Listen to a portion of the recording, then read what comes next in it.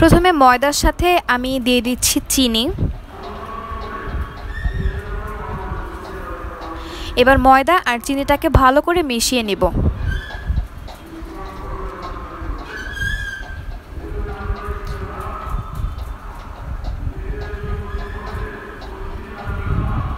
মেশানোর পর এতে দিব বেকিং সোডা বা বেকিং পাউডার।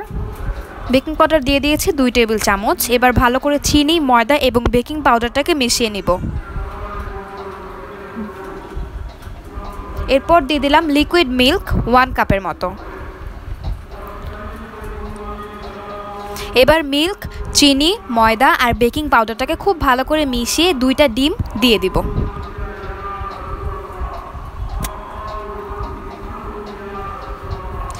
এখন খুব ভালো করে চামচ দিয়ে মিশিয়ে নিব। আসলে এই ব্যাটারটা হাত দিয়ে করলে সবচেয়ে বেশি সুন্দর হয়। তো পানি দিয়ে দিচ্ছি এখানে যতটুকু প্রয়োজন, যেন ব্যাটারটা বেশি থিক হয়ে না যায় আবার বেশি থিনও হয়ে না যায়। অতটুকু করে পানিটা দিব। পানি দেওয়ার পর ভালো করে মিশিয়ে এরপর আমি হাত দিয়ে ব্যাটারটা রেডি করব, কারণ হাত দিয়ে করলে কোনো রকমের লাম্পস থাকে না, কোনো দানা থাকে না।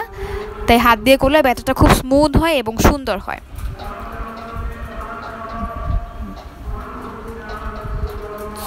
এই যে পানি যতটুকু লেগেছে আমি ইউজ করেছি পানি। আপনারাও দেখবেন কতটুকু পানি দিলে পারফেক্ট হয় ব্যাটারটা, অতটুকু পানি দিবেন। এখন আমি চামচটা রেখে হাত দিয়ে ব্যাটারটা রেডি করব পারফেক্টলি। এই যে ব্যাটারটা দেখতেই পাচ্ছেন ঠিক কেমন হয়েছে, আপনারা দেখে পরিমাণটা বুঝে নেন। বেশি পাতলাও না, বেশি ঘনও না, একদম পারফেক্ট হবে। এবং হাত দিয়ে ব্যাটারটা রেডি করলেই কিন্তু খুব সুন্দর হয়। আমি এখানে চামচ ইউজ করিনি, হুইস্কও ইউজ করবেন না, হাত দিয়ে করবেন, খুব সুন্দর হবে ব্যাটারটা। আমি ঠিক যেই প্রসেসে হাত দিয়ে ব্যাটারটা রেডি করছি আপনারা ওই প্রসেসে করবেন। এখন দিয়ে দিচ্ছি ভ্যানিলা এসেন্স। ভ্যানিলা এসেন্সটা হচ্ছে একটু ফ্লেভার অ্যাড করবে। ডিমের গন্ধটা যারা পছন্দ করে না তারা ভ্যানিলা এসেন্স ইউজ করতে পারেন, আর যারা ডিমের ফ্লেভারটাই পছন্দ করেন তারা এটা স্কিপ করতে পারেন, কোনো সমস্যা নেই। আমি অ্যাড করেছি সামান্য ফ্লেভারের জন্য।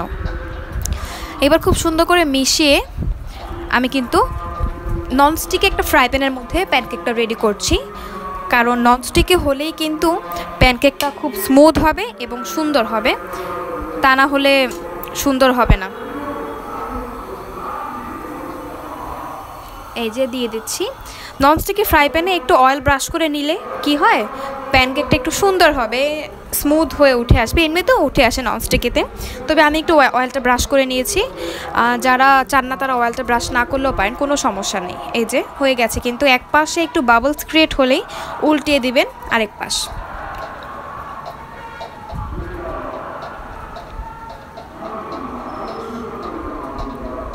এই যে দেখেন কতটা সফট হয়েছে, কিন্তু দেখে বোঝা যাচ্ছে, আপনারা বুঝতে পারছেন আশা করি।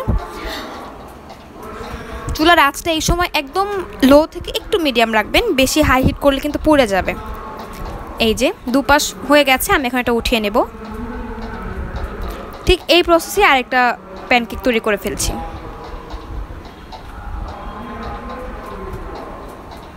ছোট ছোট করে বানালেই কিন্তু প্যানকেকটা খুব সুন্দর লাগে দেখতে, তাই একটু ধৈর্য সহকারে বানাতে হবে, তাহলে কিন্তু প্যানকেকটা অনেক সুন্দর হবে এবং খেতেও খুব ইয়াম্মি হয়।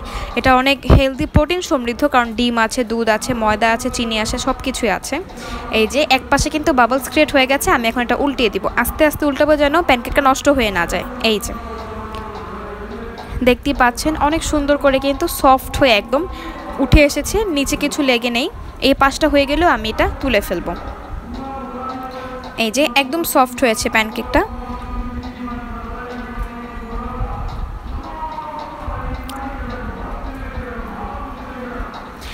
আপনারা সবাই রেসিপিটা ফলো করে বাসায় তৈরি করবেন এবং আমাকে কমেন্ট করে জানাবেন কেমন লেগেছে রেসিপিটা।